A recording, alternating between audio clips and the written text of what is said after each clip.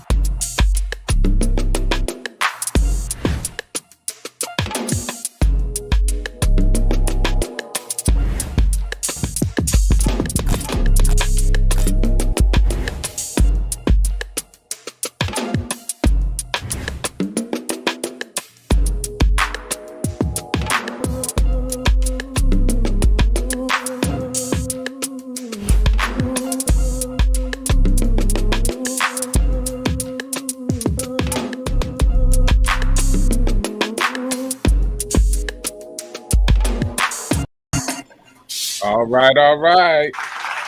Welcome to the golf locker room. Once again, we are here. How's everybody doing? What's good with it? What's good with it? Oh man, everything is good. Big I'm Trish. amazing. I'm amazing. I'm amazing. Today's an All right. amazing, wonderful day. Sounds good. All right. Let's introduce everybody like we do. Okay, we got Big Siff Dog in the house. Make a clap to this. To show our appreciation for your support. Make a clap to this. Oh yeah. And we have Miss Clark's Golf live in the building.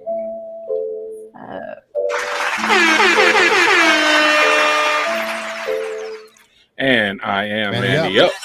Manny. That is me. All right. We got a few things going on. Way to kick off Breast Cancer Awareness Month. Some people think it's just for the ladies to do their part, but it's up for the men to do their part also. We're in this together, no matter race, culture, age. You know, it's a fight that everyone needs to be involved in. And we're going to kick this month off right with the ladies. We're not going to say do the intro just yet because Miss Trish got some 411. So, Miss Trish, let's get the 411 going.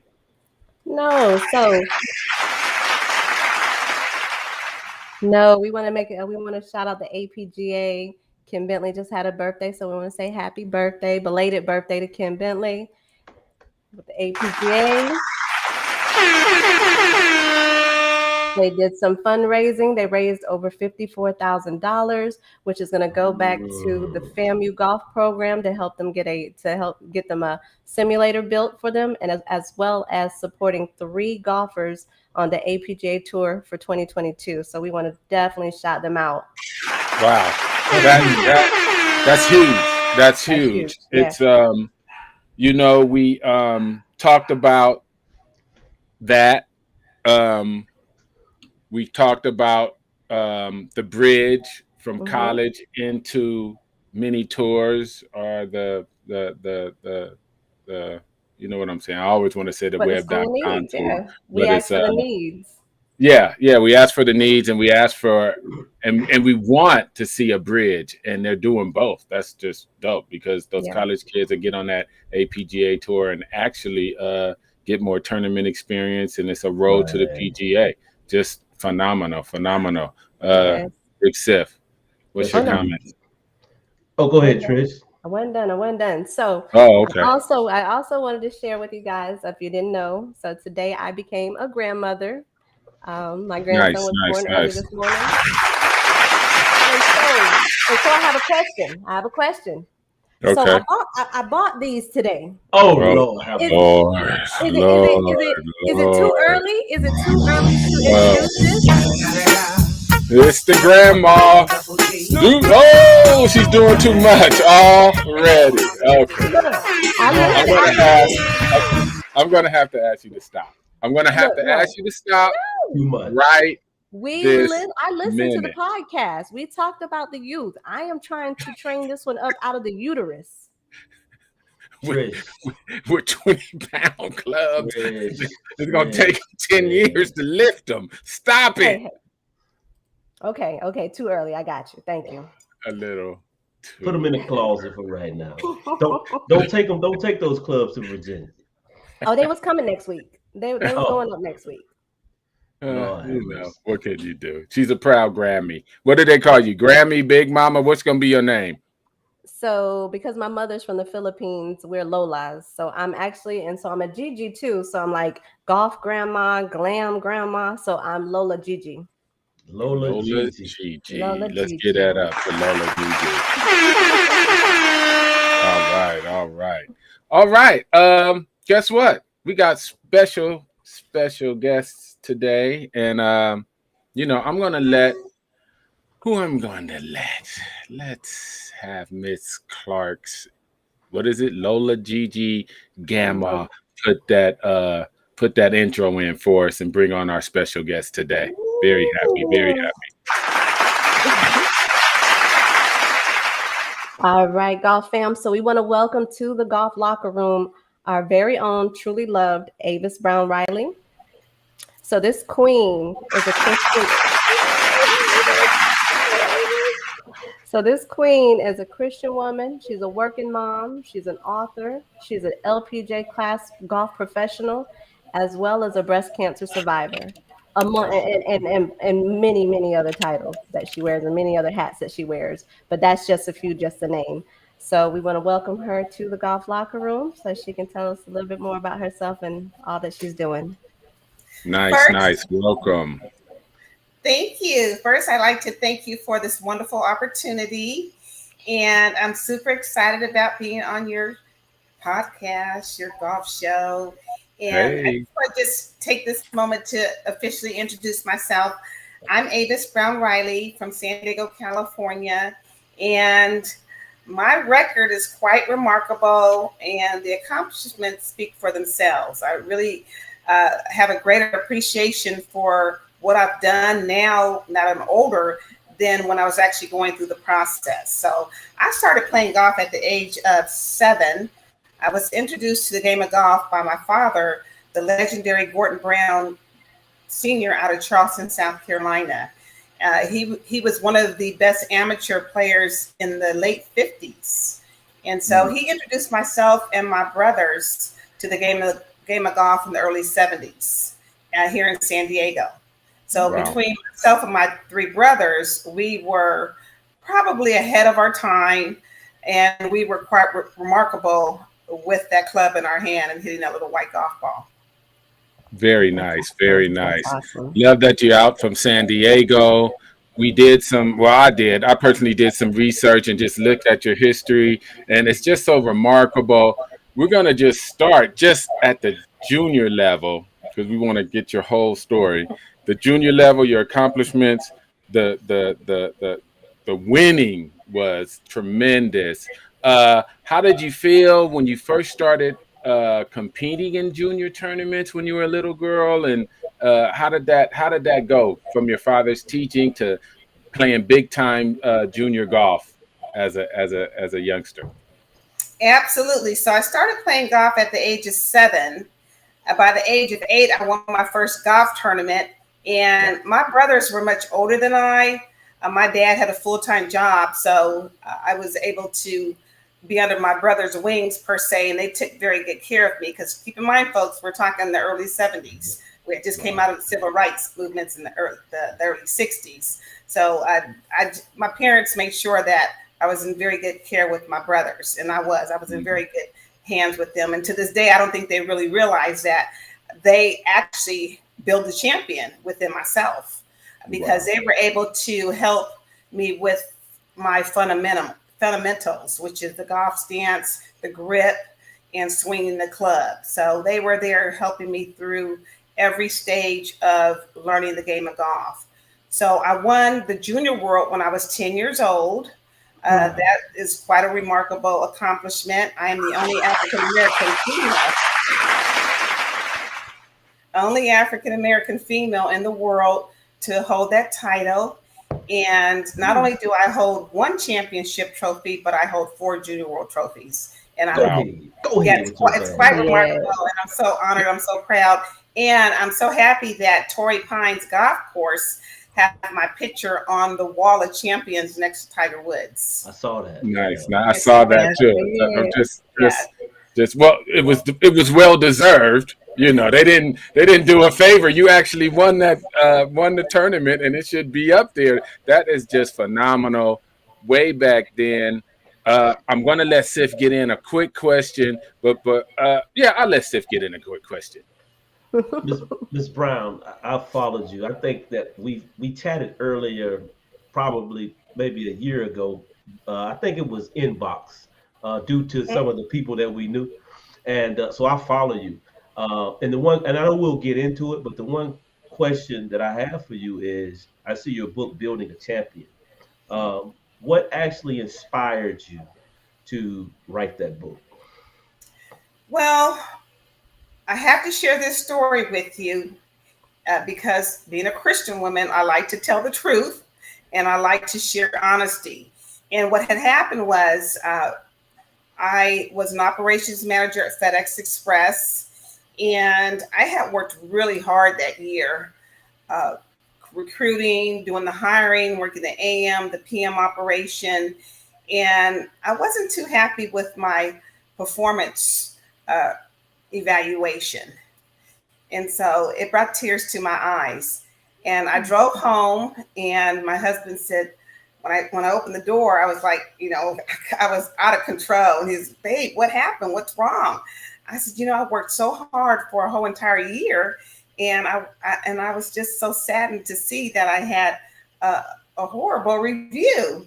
And so he had a bubble bath ready for me, and the Spirit came to me and said, I want you to pull yourself together after your bubble bath, go downstairs and open your briefcase.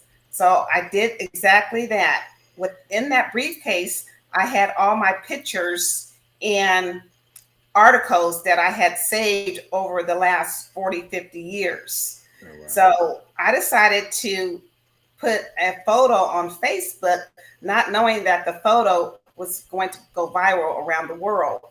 A lot of people had never heard of Avis Brown, the prominent Brown family. So I'm thinking, wow, this is quite remarkable. So I refer to it as the hidden treasure chest. I had so much information in that briefcase. I felt that it was imperative to start taking the pen and the paper and write the story and let the world know that I was one of the best junior golfers in the history of San Diego, and that the world needs to know my story. It'll probably never ever happen again. Between myself and my three brothers, we won over 324 trophies, victories in the history of San Diego, which is recorded. Wow. Yes, which is recorded in the first 100 years of golf here in San Diego, and it's recorded as unprecedented golf history. So you're talking 324 victories. That's a lot of victories between four junior golfers. So I decided to write the book, Building of a Champion, How I Became a Champion in Life, the Avis Brown Riley story, with junior golf, amateur golf, collegiate golf. It's quite remarkable. I was ranked 25th in the nation my last year playing collegiate golf, and then I won the San Diego Women's City Amateur my last year in high school at Torrey Pines Golf Course, where I currently work as a golf assistant. Wow, that's great. Hey, Manny, before you move on to Trish, I know she has some questions, but I'm just thrilled to have Avis in my presence. Avis, I don't know if you remember this, but I'm looking back through my messages. This was on June 19th of 2019. Hey, Chris, love your message. My pleasure. Yes, you have to come tee it up in San Diego. Keep up the great work. Your uncle deserves all the praise. Let me know how I can help. We can bring in the ABR Golf Extravaganza for the event, celebrate his legacy, and stay in touch. And so I kept that message because the thing was, I knew that I was talking to greatness. I had greatness right in front of me. And so you gave a lot of praise about my uncle Charlie Sifford. But the thing is that you walk the same path. I mean, you had to go through some of the same things as not just as a female, but as a Black female.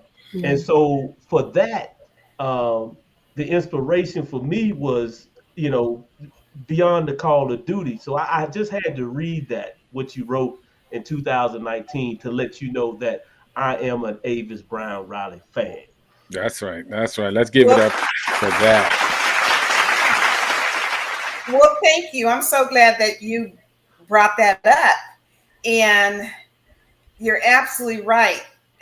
The path that I traveled from junior golf to amateur golf to collegiate golf, and then 4 years of playing professional golf, you could only imagine what it was like for me to be the only Black out there at that time, playing in junior golf tournaments around the country, PGA events.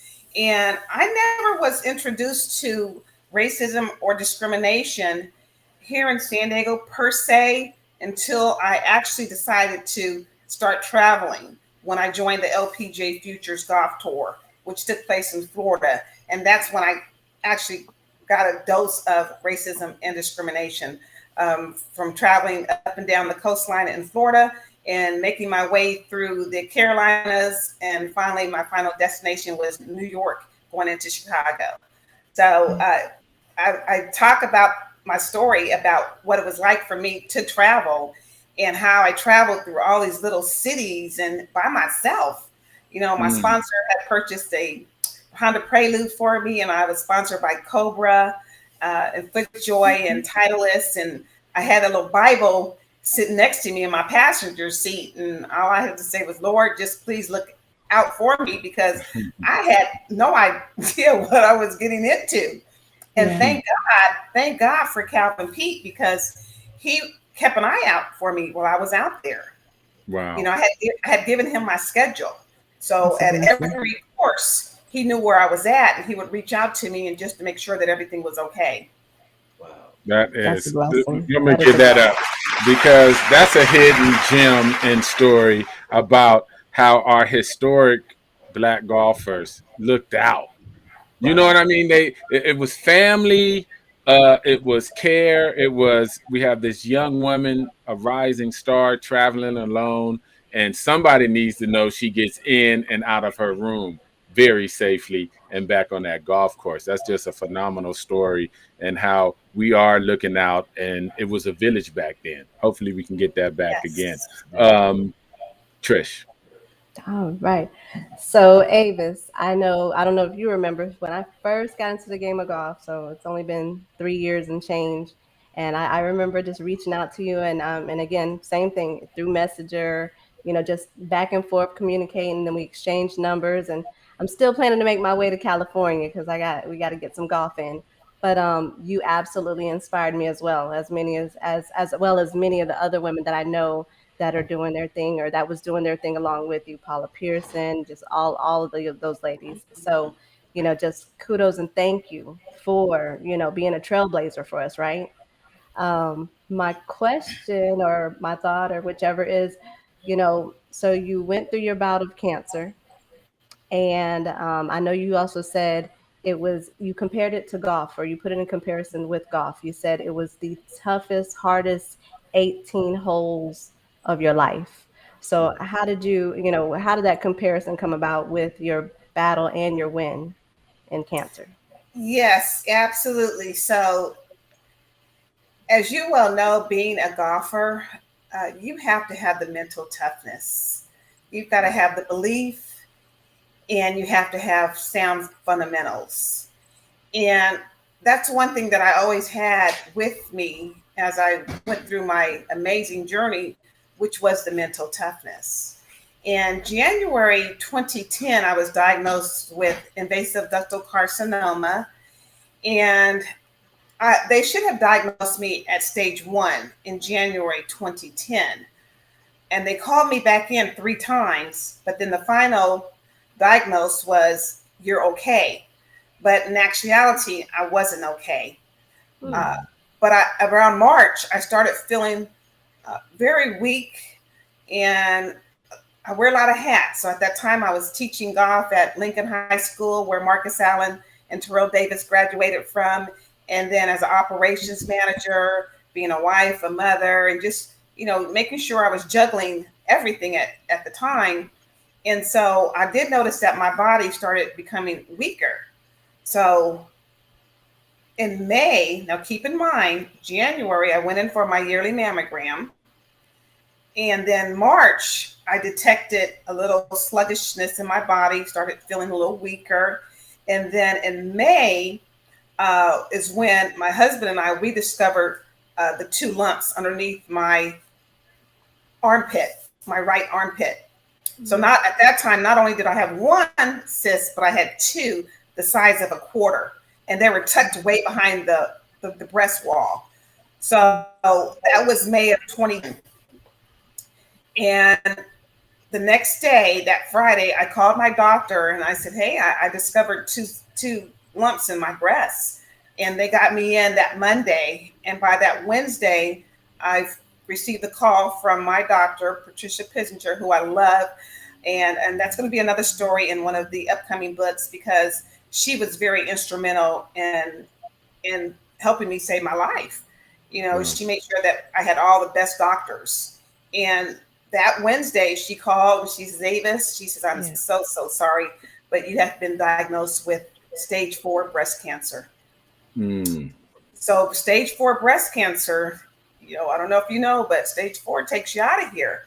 So in order to save my life, I was treated with aggressive chemo and aggressive radiation. And I'm here today, 11 years later. But I can share with you that that first dose was nothing nice. There were many nights where I just wanted to die. I just wanted to die. And what kept me going was my husband, James Riley, and my kids. And I said, I have something to live for. And Avis, you're a champion, and you're going to get through this. And that's what I refer to as my experience with cancer being the toughest round of golf of 18 holes that I ever played in my entire life. Let's give that up for that fight, too. And just the inspiration keeps going, because you can teach us about being a champion on the golf course and about being a champion in life with your faith and being a great mom and fighting this cancer and walking through it with dignity and a winner. And that's just phenomenal. And we're just so happy that you can tell your story today. I had so many questions. I'm in Cali. I'm in LA. I just love that you're in Cali too. I was just telling them, Miss Brown, that the best golfers come from Cali. I keep trying to tell them. Yes, Yeah, let's get that up for Cali. Let's get that up for the left coast. I didn't say I was one of them. I just said they come from Cali. But okay, so there's so many things we can dig into. Let's dig into since this is Breast Cancer Awareness Month, what good signs test, and how early should women really be checked and be determined to get a great checkup to make sure they're checking for any signs of breast cancer? Well, first, I'd like to start off by saying so many women out there are so afraid of getting their mammogram. And it's nothing to be afraid of. It's early detection. So I highly recommend that you go get your mammogram once a year. The earlier, the better. And that's what happens when they're catching it. It's too late. And it's past the point of no return. So I highly recommend that you get your yearly mammogram and look out for yourself. It's only you're the only one. It's only you. So, and especially women that have kids and significant others, and when they're gone, and you can't get us back. So I highly recommend that you take your time, schedule your mammogram, and go in and get it done every year, and make sure it's on the schedule. Yeah. Nice. Because I love the part of the story where you were taking some tests and you just weren't quite sure, and you and your husband got together and did a full body inspection and actually found the cancer and had to call the doctors like, hey, me and my husband found something. We need a biopsy. We need to make this happen. But it was really on you as a family making sure that you were checked out. And that was so phenomenal to hear that, because if it wasn't you and your husband doing your own research, and really, who knows when they would have found it, it really, really would have been too late. Oh, absolutely. Well, it was too late in the sense that it was stage 4, you know, but thank God that my body was strong enough to be able to battle the challenges that I was later faced with. Going through the chemo, aggressive radiation, you know, and that red devil is no joke. You know, I had no hair. I withered down to 115 pounds. My normal weight at the time was 125, 130. And I tell you, when I would pull the cover back and see my little skinny legs, and I'm like, oh my Lord Jesus, what is going on with my body? But I want to thank my cousin, Thea Grant. She's in Virginia. Her coworker had previously been diagnosed with breast cancer, and she was really impressed on the results of how well she came out of this. So she sent me a box of vitamins, omega, oil, you name it. It was a box worth maybe $1,000 worth of merch items. And we incorporated those items in with my diet, which was salad, tuna, soft fish, because now keep in mind, during that transition, the chemo was burning the inside of my body. So I couldn't eat anything hard. Everything had to been extremely soft. Wow. So you did that. And that's a testament, because not only did you change your diet, you added some holistic natural supplements too, to counteract some of that poison, because that's basically what chemo is. It goes in and it destroys anything moving, good or bad. But that's what you need to get that cancer out. It's just it's part of the treatment. And I've heard, and our women go through so much with it, that it's just tough. It's a tough road, and they need the love, support, and monies to do more research, so we don't even have to go through this anymore, if at all possible. Well, you know what saddens me is that if you do not have the best insurance, then you seem to fall through the cracks, you know, and that's not fair, because we all want to live. That's true. And I have a good friend here, Wendy. She has a huge cancer foundation here in San Diego. And every month we get together and we share our thoughts, our process, what we're going through. And we're talking women that are recovered, but then we're also talking to women that are previously been introduced to cancer. And so I've seen the scars, and I'm thinking, wow, do you have to butcher the body like that? You know, just because of the inadequate or proper insurance. And that's what breaks my heart. I had the life preservation. I did the lumpectomy where I preserved the breasts. But what about the women that did or consider or want to do the mastectomy? You know, it's like you butcher the body, and it's like, do we have to do that in today's world with top technology and the best doctors? But I think that comes from not having the adequate insurance. Because that was going to be my question. What made you decide your path of recovery or whichever? Because first of all, breast cancer is one of the most aggressive cancers out there. That's in the body. And then, so what made them decide not to do the mastectomy? Because a lot of times when it is stage 4, that's the path that they decide to go with, you know, just remove both of them or remove one of them. What made you decide the path that you went? That's a very good question. So stage 4, making the decision of moving forward with the lumpectomy, which is breast preservation, preserving the breasts. I put it in God's hands, and I said, you know what, God, if you want me to remove my breasts, I will do that. But the Spirit said, no, we're going to preserve your breasts. Let's do this. Mm. We're going to preserve the breasts. And I'm so glad that I made that decision. And then we made the decision, if it decides to come back, then we would consider the vasectomy. And so it's been 11, almost 12 years now, going on 12 years now. Yeah. So it will be 12 years. And So now, That's unbelievable. And now, when they do that, so how often, by you being a recovering survivor, a breast cancer survivor, how often do you have to go back for them to check and make sure everything's well and good? well, I go in every 6 months, and about 2 years ago, we did see another spot on the breast, and we went in and I did another biopsy because now I'm more knowledgeable. I'm aware. You can't put your hands you can't put your life into the doctor's hands. You've really got to do your homework. You got to understand exactly how this disease works, and you got to know your body. That helps.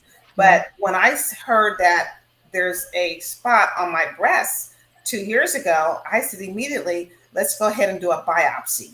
That biopsy cost me $3,000 out of my pocket, but it was worth it because it allowed me to maintain my sanity. Right. More so than what if, and then the doctor's not catching it. So we did the biopsy. They pulled the tissue out of the breast, tested it, and it came back negative. So that for me was, a way to go, to know that I don't have to subconsciously think about whether or not it's cancer and the chances of them overlooking it again. That's I mean, and the thing is, this is dear to my heart. One of the reasons, my grandmother had a double mastectomy. She's no longer here with us, but and you guys are the first to hear. But one of my major contributions, one of the things that I donate to every year, is breast cancer. And I don't publicize it, but that's what I do in honor of my grandmother. And so I don't think a lot of times people understand unless they've actually been in the valley with someone who's actually had breast cancer. I've had cancer myself. I got carcinoma in situ. I'm a cancer survivor as well. So I don't, if you haven't been in the trenches with someone or yourself, you understand it, but you don't understand the dynamics. You don't understand the 18-hole match that you have to endure in order to beat it. And so, beating it is almost like you just shot, 59, and just by what you've gone through. So, breast cancer for me, the awareness, I advocate for it, just due to the fact that I watched my grandmother, and to Avis's point, I think for African American women, if we're not well educated, my grandmother was old school. If we're not well educated, we don't know the questions to ask. We don't know we don't know how to look and see the doctors who have had great success with, lumpectomy or mastectomy or the chemo or things of that nature. So we just tend to go with who they tell us to go with. And it could be someone that just actually just started practicing, that doesn't have, kind of an experimental guy who's doing his first lumpectomy or mastectomy, and it's trial and error. So education for us in the urban areas, inner city, needs to be paramount in understanding, like Avis said, our bodies, how we feel, like Manny just talked about, the nutrition, the things that we put inside of our bodies. And so education for me, education, awareness, and as it relates to breast cancer, is very, very important to save our Black females in inner city areas. Yeah. definitely. That's a good shout out. Yeah, and my mom had breast. She's no longer with us. She died 3 years ago, but she had breast cancer. She didn't die from breast cancer. She actually kind of caught it early. They did a mastectomy, took it all, even the lymph nodes under her arm. But she lived another 22 years after the surgery. And she was blessed. Her pastor was like on it. And I don't even think I was in healthcare yet. that long ago, but her pastor led her to a great doctor, a great oncologist, and led the way. And that's what it is. It's family. It's the community giving knowledge. Some God leading you to great doctors and great physicians and knowledgeable people. And a lot of us don't always have that or have the opportunity to have that. And I think I was lucky with my mom to have it. Miss Brown's definitely lucky with her family and her own research to have Mm-hmm. that. And you too, Sif. And that's one of the things we need to get out on the podcast today is just ask, don't be ashamed, get some Right. information, talk to somebody you trust. If they don't know, they can lead you to maybe somebody they trust that knows more. And knowledge is key. It can save your life. Knowledge can save your life. Yeah. Absolutely. Well, Uh, I like to say one thing. As an ambassador for the American Cancer Society, it was a wonderful opportunity, and still is a wonderful opportunity to hear what direction we're going into the future per se. But what I like to see is that I like to see the American Cancer Society coming into the inner city. mm, I like Yes. for them to definitely. come into the inner city Mm-hmm. and educate uh, the young girls at an early age, because younger girls are being exposed to breast cancer earlier than ever before. Yeah. Mm, Back in the day, it used to be, grandma, is getting breast cancer at 60 and above. Well, now breast cancer is targeting our young women at the age of 20. Right. mm, So Yeah. lack of education, lack of knowledge, not exposing them with material, going into the schools, letting them know, hey, this is what you can do when this happens, and be available for them. Mm-hmm. And, Yeah. knowledge is power. Being awareness is the key. Yeah, and I Yeah. agree with Avis. You just don't send a mammogram mobile in the hood. Um, I mean, Mhm. you have to actually create a curriculum, introduce that curriculum into a secondary or a preliminary educational platform. And so now kids know from as a youngin the things to look for, know what to feel for in the Mm-hmm. shower and things of that nature. But you think about it. Even Trish, you're 40. I don't know if even you had that education coming out of high school to know what to do, and we're talking about the 20th century. So Yeah. it's paramount, and I'm passionate about this subject because I've seen some of our young females, African American females, who perish because the first thing is, hey, no, that's okay. I ain't going to the doctor. I'll be okay. And next thing you know, they stage 4 without even doing any due diligence and Mm-hmm. researching and checking their bodies and going to see a Mhm. physician. And next thing you know, you can't do anything about it. So I'm an advocate, but I agree. A curriculum into an educational platform could definitely be beneficial. Absolutely. Absolutely, Yeah. absolutely. So for see what me, you I know did. better. Yeah. So for me, I did have a scare last year, and it was my I had, well, yeah, it was my first time to have to get my mammogram, obviously, at 40. And so I went, but before I went, you like you say, self-examination or whichever. So I did that. And I did. I found two little lumps um on my left breast. And then so I told him, I said, hey, I got my mammogram scheduled, but I found this. And so, like Ava said, they'll get you in quick. They'll get you in real fast. So they had me come in. They did what they do. Then they did a diagnostic mammogram afterwards, to go more in depth or whichever. And then it came out, based that it was non-cancerous. But the thing about it is, until That's you don't know right. the stress. You don't know the weight Yes, loss. yes. I'm young. I'm like, I got three kids that I'm gonna leave behind. And then you go to thinking about, okay, have I set my will in place? Have I set all my, everything in line? You think about all those things. So, and it was a fear. Actually, I got it when I was 41, not 40. I was supposed to get it when I was 40, and because I heard so many things about, oh, it hurts, oh, they press, oh, it squeezes. I postponed till I was 41. And then that's when when I found the lumps myself, I was like, oh my God, what if I would have went at 40? Because I know Right. how aggressive breast cancer is. It's aggressive. It's very aggressive, That's and like you say, aggressive. I lost same thing. Like I lost my father 3 years ago, and he's kind of like the reason, also part of the reason why like I go into the game of golf like I do too. He didn't play golf, but he enjoyed watching golf, and he passed away of cancer, prostate cancer. But so it's like you say, early detection.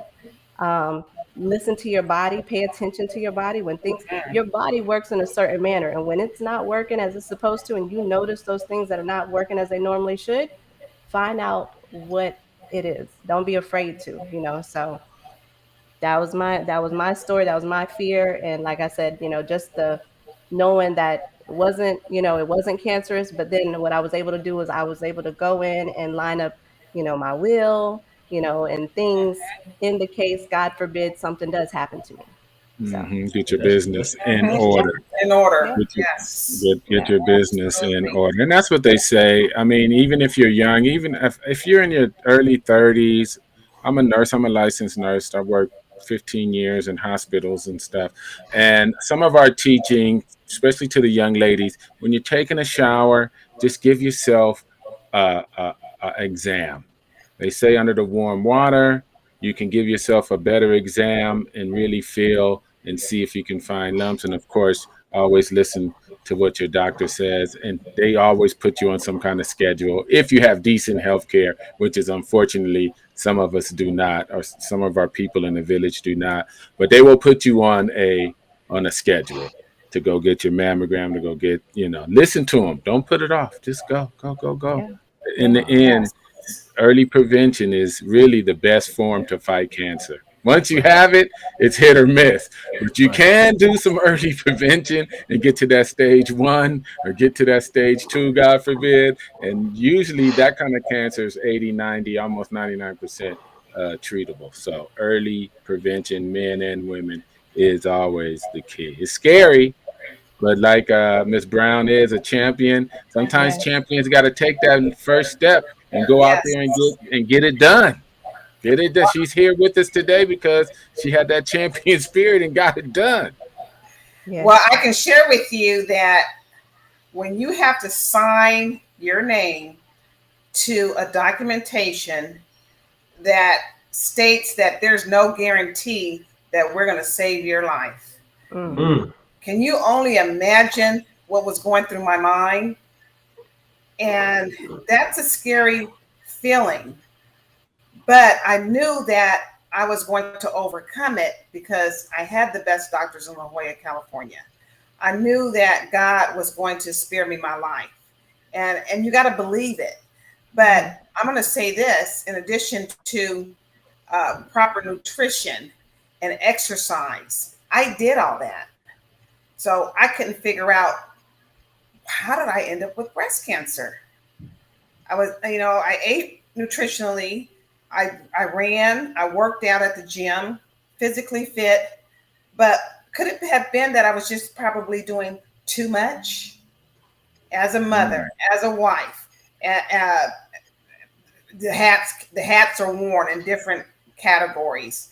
Cleaning the home. I learned that a lot of the chemicals that we clean our toilets with, we're breathing all that. So to this day, I don't use any chemicals because my body is pure. It's almost as if I feel as if I've been reborn again.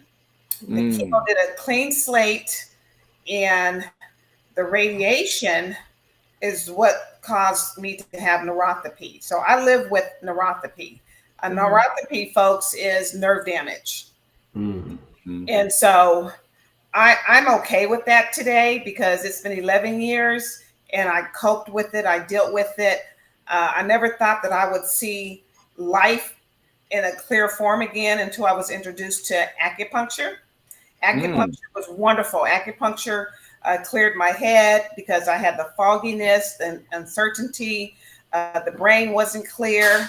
Keep in mind, aggressive chemo and aggressive radiation at full capacity. So you can only imagine the damage that it caused. But I'm so glad that the body was strong enough to be able to handle it. But not only that, it was the mental aspect from it, the mental toughness that I had obtained from playing golf over those many, many years.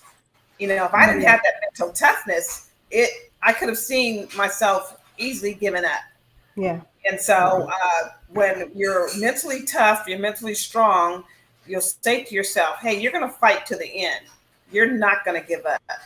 And so for all the champions that are out there and those that are going through cancer and being exposed to it, you know, just remember that you can get through this. You can get through this. You just have to know and find the right doctors, do your homework, do your research, and know your body. Know your body and know what you can and can't do. Definitely. Let's give that up to all the fighters, to all the women. Keep it going and keep that strength, and it's going to be just fine. All right, we're going to switch gears just a little bit because your story is so amazing. You have so many different facets to your winning and your remarkable spirit. So we're going to go, because we talk a lot to junior golfers, and we have one of the best junior golfers to ever do it. And what would you say, or what tips would you give? Because between you and your brothers, you guys formed such a winning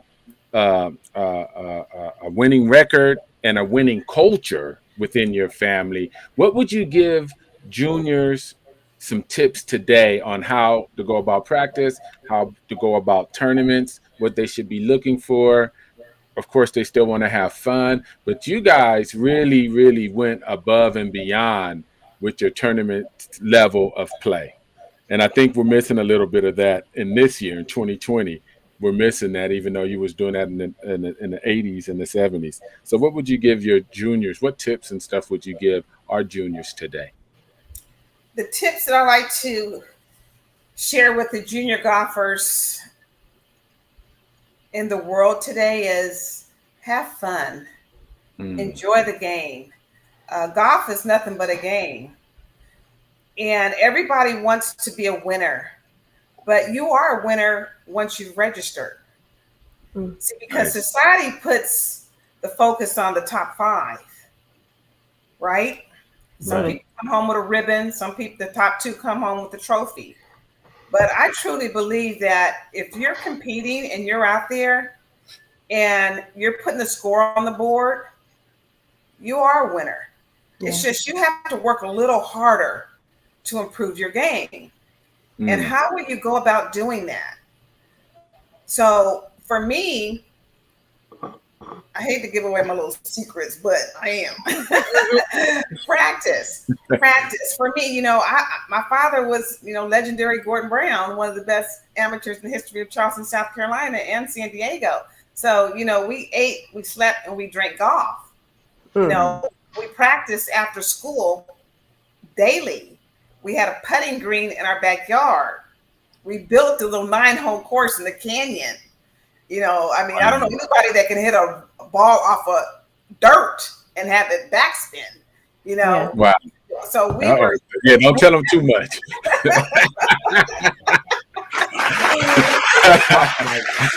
Don't tell them.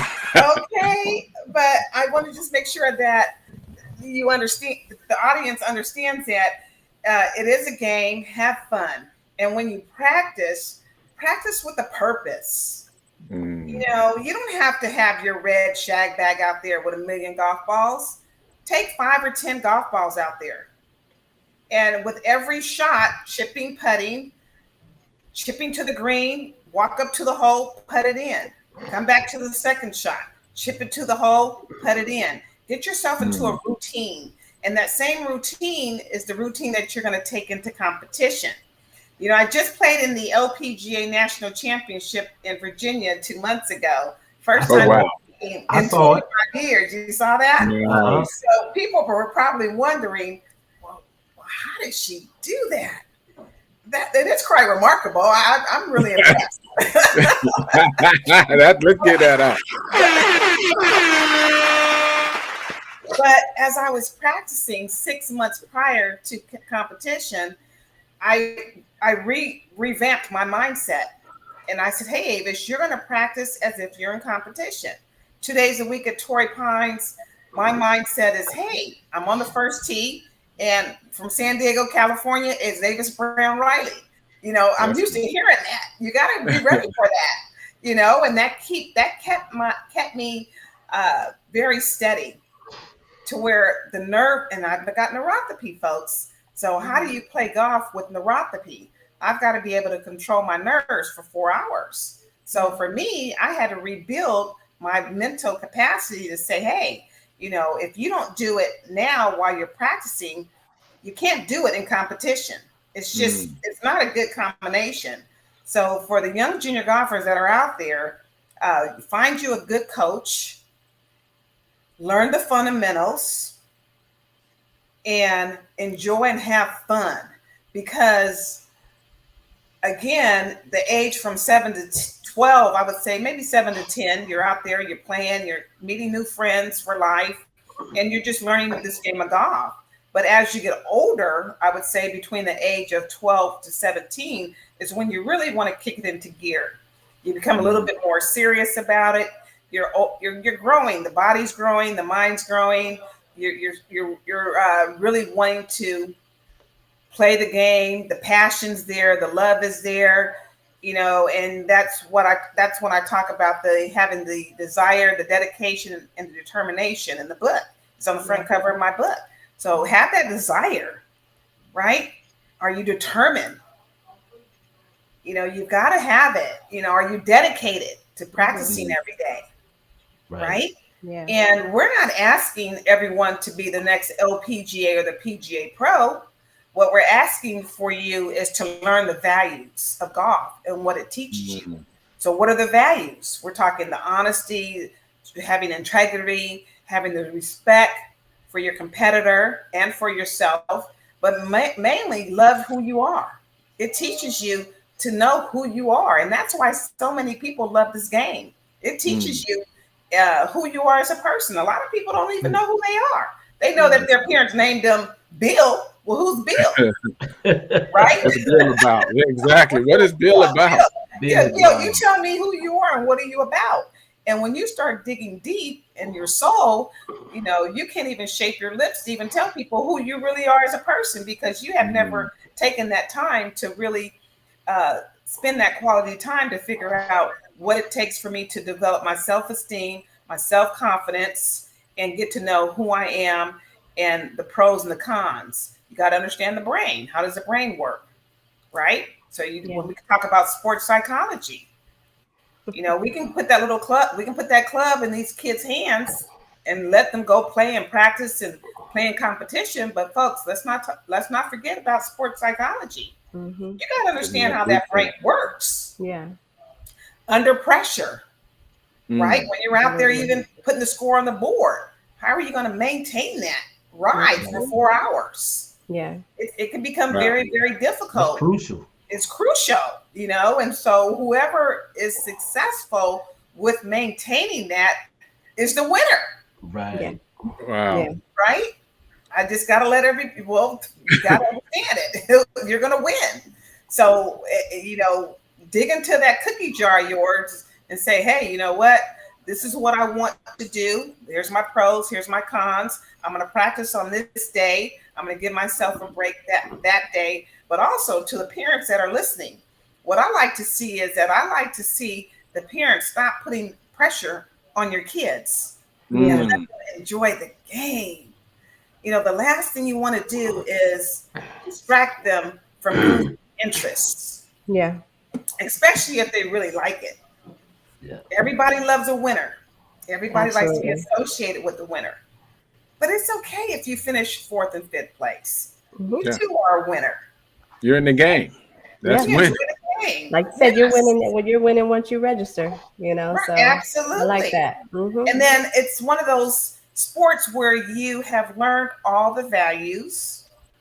And I'm going to tell you, folks, those values are everlasting. And those are the values that nobody could ever take away from you. And that's what I took from the game of golf as a junior golfer amateur golfer, collegiate golfer, professional golfer, and I transitioned that into corporate America. Wow. Wow. Absolutely. That's cool. Yeah.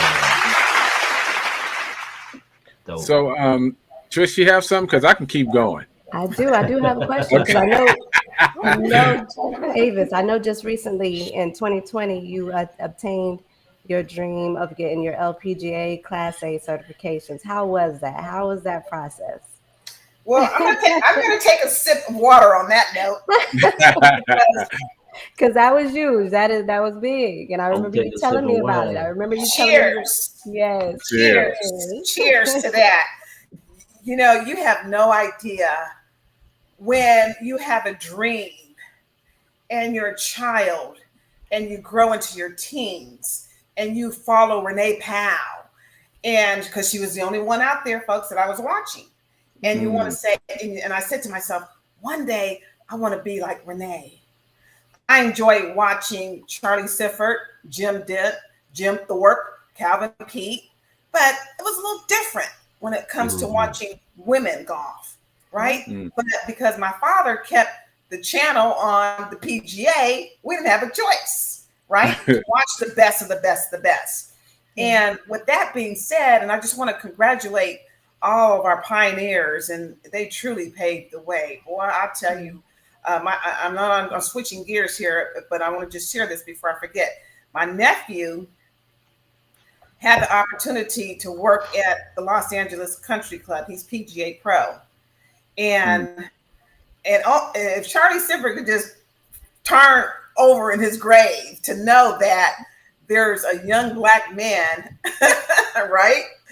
And he has the opportunity in, 2017, 2018 to work at Los Angeles Country Club. You got to go to Los Angeles Country Club to understand what I'm saying. Yeah. I'm from Los Angeles, and let me tell you, you can't even join with money. They don't care if you rich. They don't even care if you rich. It's hard to get in there. They don't care. That's how exclusive the Los Angeles Country Club is. It's a piece of work. Well, they're gonna do the U.S. Open there in a year or two. I received the invite there because my nephew worked there, and wow, it's more like your chaperone around the golf course the whole entire time. I had my cell phone on, and you can't even bring a cell phone on the course. Oh wow! It's pretty steep. So anyway, let's get back to what we were talking about before I talked about your certification, your Class A certification. That's right. So my dream was to become an LPGA golf professional. I was extremely successful during the pre-qualifying rounds, but I was never successful during the final rounds. So after playing consecutive golf for 25 years, I said, you know what? All we did was eat, sleep, and drink golf for 25 years. I think it's time for me to do something else. And I made that decision based off of certain situations that had occurred while I was out there. And I said, you know what? My life is on the line. Someone out there seems to know my schedule of where I'm at. And I'm thinking, you know what? I can't do this. It's not good. It's not good. So I decided to reroute myself. And that's when I decided to go and join FedEx Express. And I stayed there for 25 years. Now, ask me, was that my dream? No, it wasn't my dream, because I indicated earlier that my dream was to be an LPGA golf professional. Yeah. But because the certain circumstances did not allow me to progress. And what do I mean by that is it takes money, it takes sponsorship, it takes proper resources, it takes proper tools. And if you don't have that, it's tough out there. And we're seeing that today, folks, as you well know. Yeah. Definitely. So I decided to say, you know what? I'm done. I threw in the towel. But you know what I regret the most is that I wish I would have never thrown in the towel. But I'm glad that I did, because it enabled me to become the person that I am today through FedEx Express. Wow. On a professional level. So it happened as it should. Level. Yeah. So about 3 years ago, I got a call from Onita out of Atlanta. Mm-hmm. She said, Avis Brown. She says, where are you? I said, Anita, I'm in my office. And I said, what's going on? She goes, girlfriend, we need you. She says, I'm the only one out here and I need you. So I said, well, what do you need for me to do? She says, well, I need for you to complete the PAT. And I'm like, what's the PAT? Right? The physical assessment test. So I reached out to the LPGA headquarters and they said, okay, Avis, we got you set up for next month. I said, next month? It's like, yeah, can you shoot at 87 or better? I said, well, yeah, I played 4 or 5 times throughout the year. I think I can shoot at 87 or better. Well, I went out there to Los Angeles Country Club and I shot a 75. Wow. Still got it. Right? And that's what they playing the U.S. Open. What, 2022, 2023 is going to be at the Los Angeles Country Club. So, so Las Vegas Country Club, excuse me. So I said, you know what, Avis? Let the bygone be bygone. Leave it alone. The past will never come back in a million years. Move forward. But I'm going to tell you, folks, it took me many, many years to kind of get over a lot of stuff. So I just got to keep it real. So 25 years is a long time to get over some stuff. Mm. Yeah. But I knew that I had to move on with my life. And I said, you know what, Anita, let's do it. Let's do it. And I'm so glad that I did because it was the piece of the puzzle that was missing in my life to know that I can fulfill my dream. So I completed the process. It took me 3 years to become the 12th African-American female in the world to hold an LPGA Class A certification. Wow. That's beautiful. Give us some horns, man. Give us some horns. Come on, you know I'm on it. That's huge. Yeah. That's the lady of many first. We have 5 of those ladies. We have 5 of those ladies coming on next week with us. Yes. Oh, wow. Including Onita. Yeah. Yes. Nice. So I like what I see. I'm part of the LPGA media and marketing team. Okay. And I just received a call while I was in Las Vegas a few days ago to become an ambassador for the 2023 Solheim Cup in Spain. Oh. So I'm looking for more love. We got to do it. Absolutely. So I'm looking for 20 people that I can join, that wants to join with Avis and head on over there and have fun. Tricia, I see you got your hands up. Right? That's what we need to go on over there, co-host. Go on over there. Let's go over there and have some fun and be supportive. And in addition to that, I'm real excited about partnering with LPGA member Kelly Brook. Had a pleasure of reconnecting with her when I was at the LPGA National Championship. So keep in mind, we all played junior golf, college golf together. So you always remember people. You may not have seen them in many, many years, but you remember names because some of the players were just absolutely phenomenal, including myself.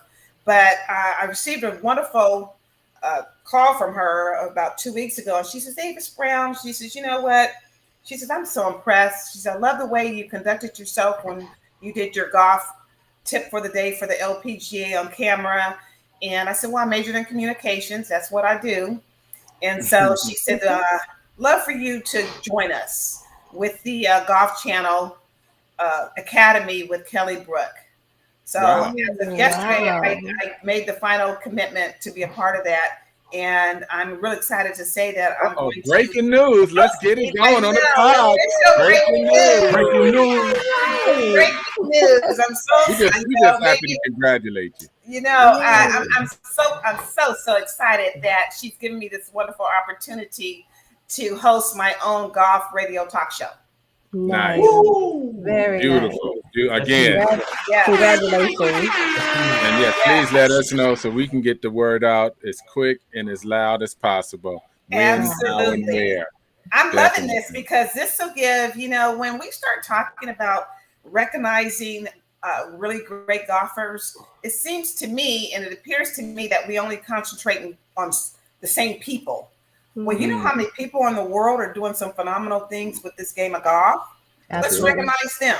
Yeah. Let's Definitely. recognize them and bring them to the platform and says, hey, this is what this junior golfer is doing. This is what this gentleman's doing. This is what this lady is doing.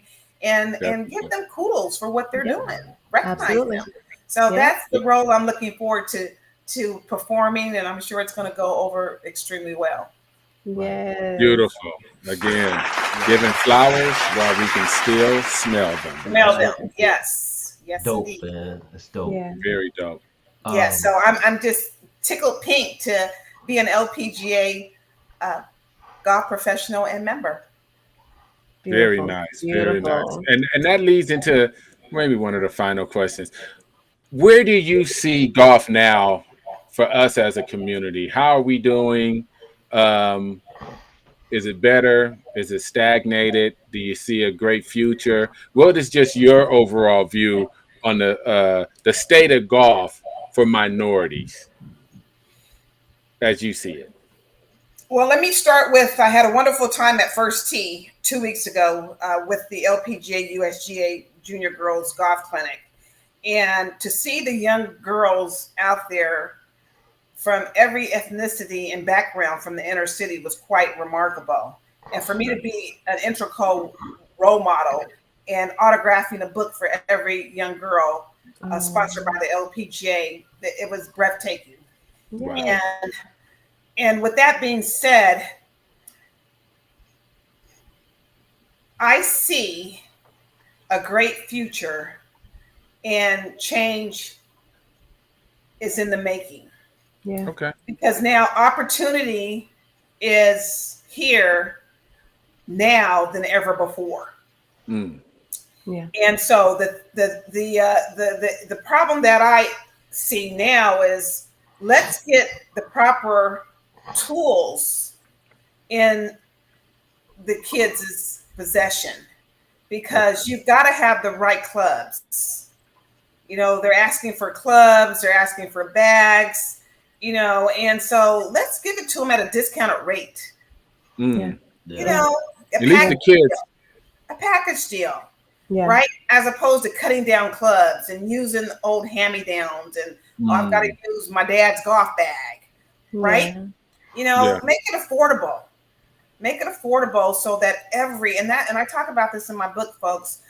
My dream is to see every woman and child learn this game of golf, because yes, we all know it's male dominant.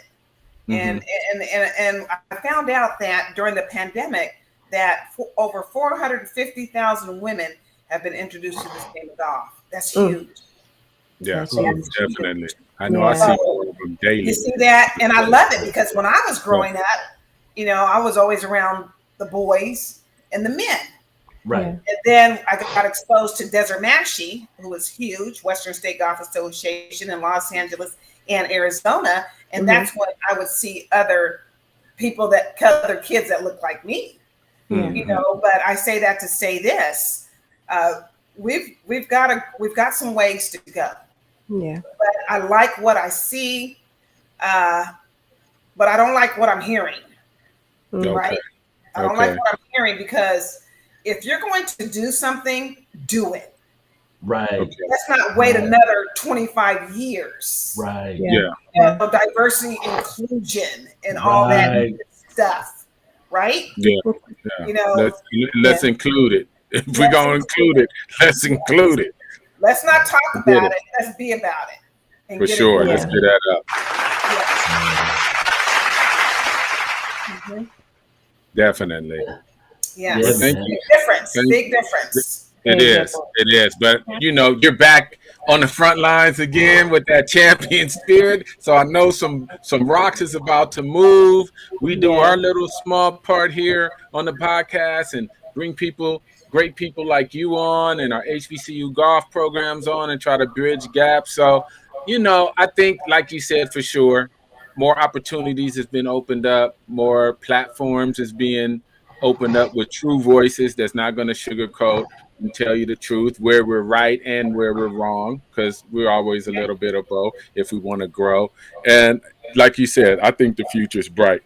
Parting questions for Sif, and we'll save the best for last.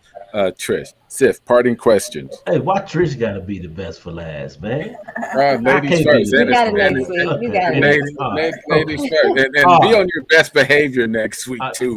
Sif. I'll be on my best. I'm always on my best behavior.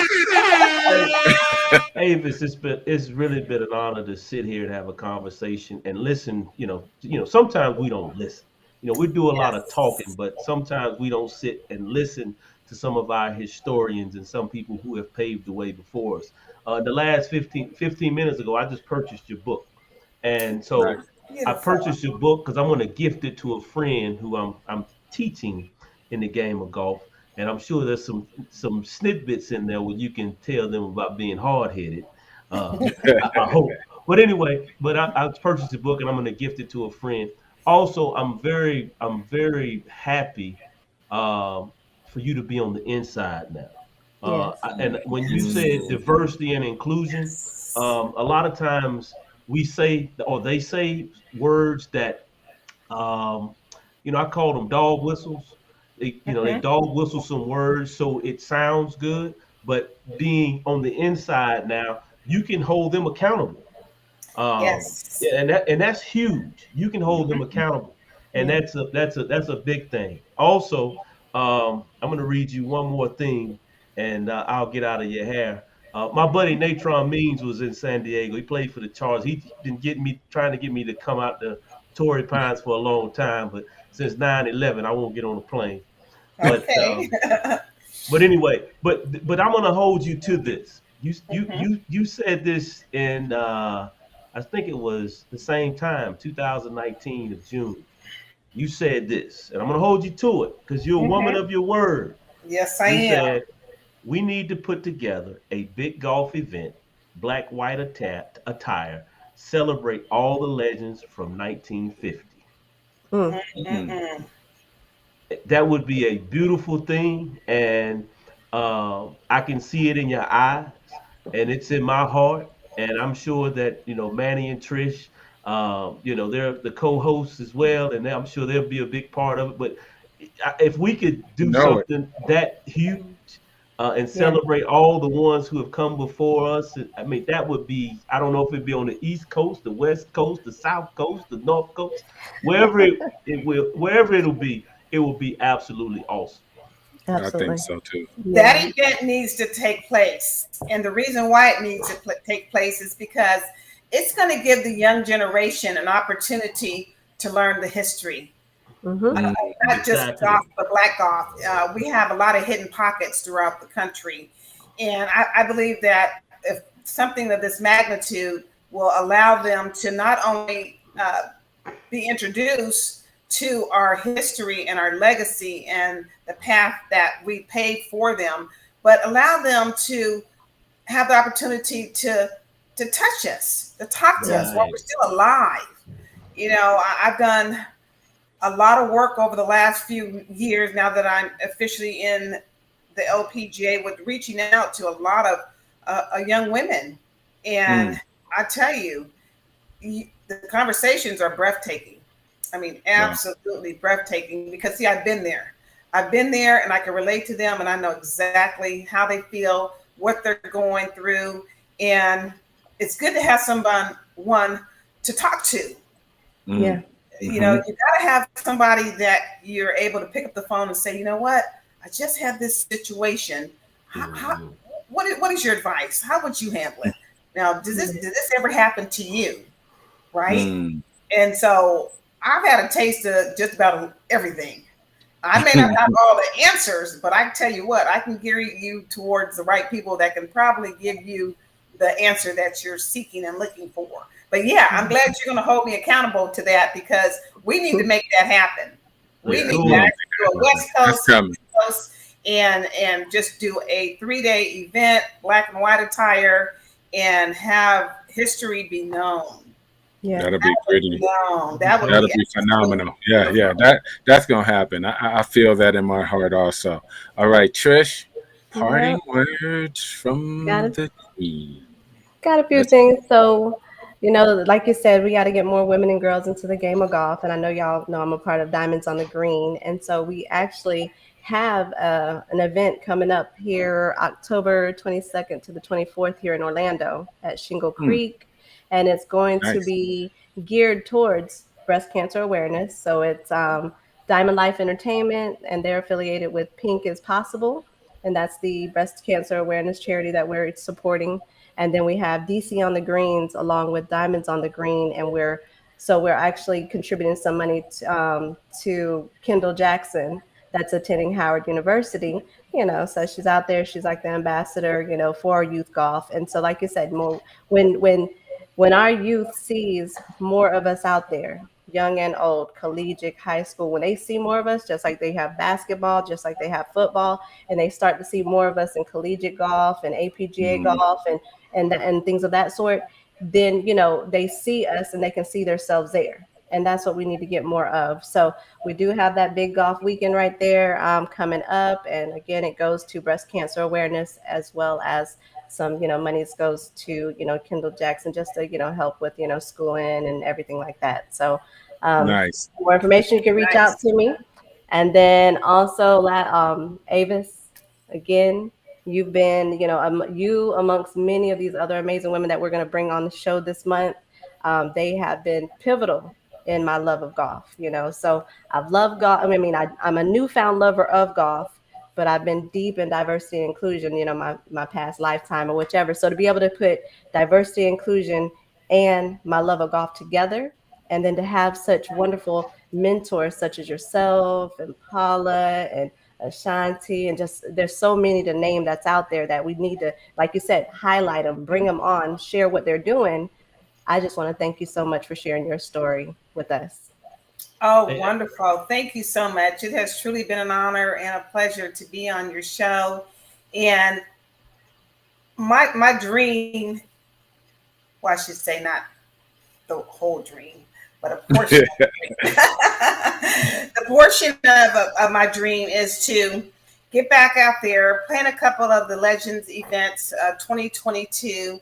But I think I found my passion. I believe I found my passion. And my passion is motivational speaker. Awesome. Yeah, that's my calling. And my dream is to just travel around the world, enlightening, encouraging, letting people know, don't you ever give up. Don't allow others to discourage and tamper with your dreams. This is your life. You live it. You fulfill it. And whatever you want to do, you can do it. Connect and associate yourself with the best, and those that can place you in a position that you deserve to be in. Beautiful words. Hey, hold on, Manny. Hey, one question before the Manny goes into the wrap up. Trish hits the ball 260 yards off the tee. What tee should she be playing? Well, I'm hitting the ball 265 off the tees, and I still play the ladies' tees. Thank you. No. Thank you. I can't bet neither one. Thank you, Avis. But I know where you're going with this, because people are like, you need to be playing from the blues. But I'm saying, I'm a woman. Why should I be playing from the whites or the blues? Leave me alone and let me play from the ladies. I'm done. I can't bet you guys. Thank you, Sif. Avis, thank you so much. Hello. I'm done. I'm over. Now, It's you over. want us to play from the black or the blues? We can do that too. No. I'm over. Look, Avis, we can give them the business from there too, but come on now, we're ladies. That's You right. are ladies. That is Ladies, true. ladies, guys. That's true. No, that's true. And on that note, we are on all podcast channels. Miss Brown, you are always welcome here. In our show notes in the YouTube channel, the link for her book on Amazon is there. If you look at the show, please go down to that link, click that link. The read is great. It's going to build a champion. You was able to hear it from the author herself. So go ahead and click that link and buy that book. Mrs. Brown, thank you again. You are family. Anyone that comes on here is family, and our outlet is your outlet. So anytime you need to get something out or off your chest, or you need our help, Well, we are here. I'm just in LA, right around the corner from Diego. And now Right. you got another worker, a soldier on your cause. And on Well, that, thank you. you are welcome. We are out. Thank you, Avis.